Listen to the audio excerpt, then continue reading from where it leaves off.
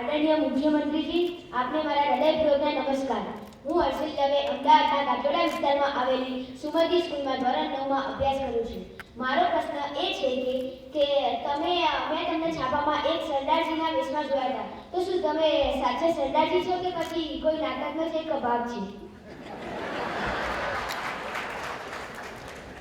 Joke સાંભળવાના છે.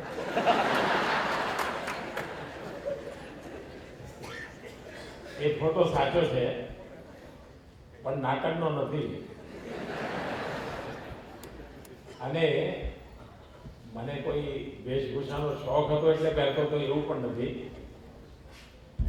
પણ જે નાના ભૂલકાઓ છે એમને ખબર હશે કે 1975માં જ્યારે દેશના પ્રધાનમંત્રી શ્રીમતી ઇન્દિરા ગાંધી હતા અને ઇન્દિરા ગાંધીની ચૂંટણી કોર્ટે રદબાતલ કરી હતી. અલ્હાબાદની કોર્ટે ચુકાદો આપ્યો હતો અને એમની ચૂંટણી રદબાતલ થઈ હતી. ચૂંટણી રદબાતલ થઈ એટલે હવે એમને પ્રધાનમંત્રી પદ છોડે એવું સ્થિતિ આવી ગઈ હતી. બીજી બાજુ દેશભરમાં ભ્રષ્ટાચાર વિરુદ્ધમાં એક મોટું આંદોલન ચાલતું હતું.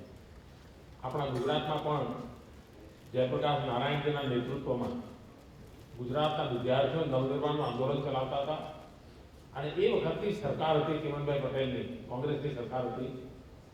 એને જવું પડ્યું હતું. પ્રજાકીય ભ્રષ્ટાચાર સામે એટલો બધો આક્રોશ હતો, જવું પડ્યું. આ આખા વાતાવરણમાંથી શ્રીમતી ઇન્દિરા ગાંધી બચવા માટે મથામણ કરતા હતા.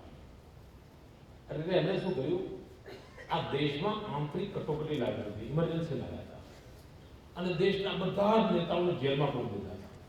જયપ્રકાશ નારાયણ કહો, મોરારજીભાઈ દેસાઈ કહો, અટલભાઈ વાજપેયી કહો, જ્યોર્જ ફર્નાન્ડિસ કહો, મધુ લિમય કહો, મધુ ધનવતે કહો, બધા એ વખતના જેટલા સ્ટોલવર્ડ લીડર હતા એ બધાને જેલમાં પૂરી દીધા. છાપાઓ ઉપર બધા ઉપર તાળા મારી દીધા હતા. ત્યારે તો ટીવી તો હતું નહીં, સોશિયલ મીડિયા નહોતું, મોબાઈલ ફોન નહોતા અને સેન્સરશીપ. છાપાવાળાઓ પણ એટલા બધા ગભરાઈ ગયેલા, બસ જે ઇન્દિરા ગાંધી કે એ છાપે, બીજું કઈ છાપે. અને દેશ આખું 19 મહિના સુધી જેલખાનું થઈ ગયું. એ વખતે હું RSS નું કામ કરતો હતો તો અમને પણ ઘણા બધા અમારા RSSના સરસંઘચાલકોને બધાને જેલમાં પૂરી દીધેલા. અમને પણ જેલમાં પૂરવાના હતા. તો પોલીસ અમને શોધતી હતી.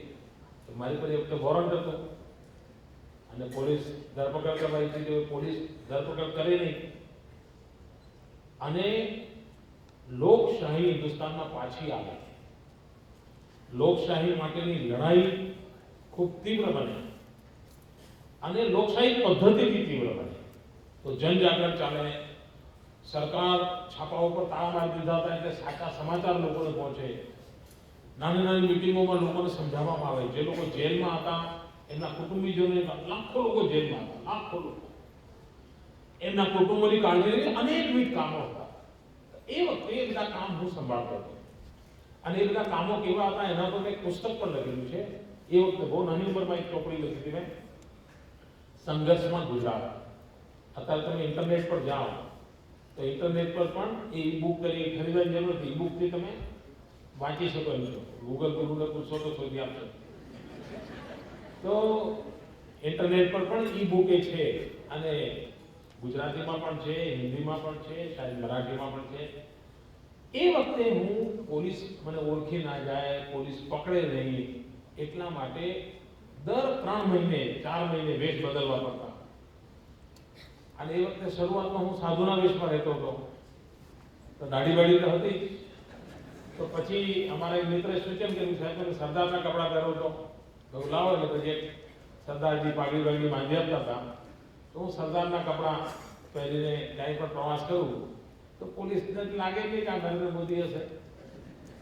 અને એના કારણે 19 મહિના સુધી પોલીસ મને પકડી શકી નહોતી. લોકશાહીના જાગરણ માટે હું સતત કામ કરતો રહ્યો હતો અને મારા જીવન ઘડતરમાં એ સમયગાળાનો ખૂબ મોટો રોલ રહ્યો છે.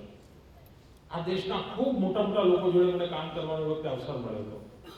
અને લોકશાહીનું મહત્વ શું છે, લોકશાહીનું જીવનમાં શું આવશ્યકતા છે એની સાચી સમજણ એટલી નાની ઉંમરમાં મને આ દિવસમાં મળી હતી.